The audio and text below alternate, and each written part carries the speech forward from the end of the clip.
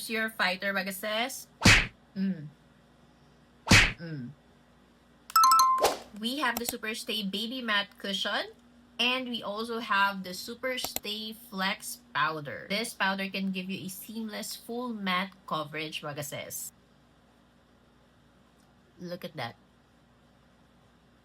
Excuse me, powder lang to. This one, grabe yung coverage nito, mga sis. Very perfect to for oily skin. I have dry skin, pero ang smooth niyang tignan. Ganyan siya ka-smooth, mga sis, and grabe yung coverage, diba? Ang bongga. Medyo maputi lang sa akin si 110, so imimix ko na lang to, si 120. Ganyan siya, minix ko si 110 and si 120 para maging ka-shade ko, and look. Parang lightweight and ang smooth pa rin. Walang cakiness kang makikita. Ito yung meron, ito yung wala.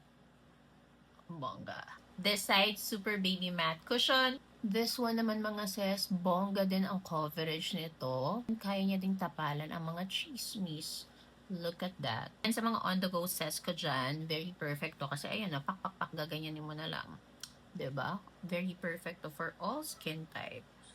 Look at that. Super flawless. Parang balat lang ng baby. 111.5 tong shade na to. This side is the Superstay Flex Powder. And this side is the Superstay Baby Matte Cushion.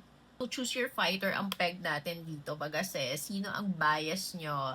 Flex Powder or the Baby Cushion? Comment kayo dyan if sino ang pipiliin nyo. Pero kahit sino piliin nyo dito, mga sis, sure na sure ako, no budge ang base nyo pag ito ang gamit nyo.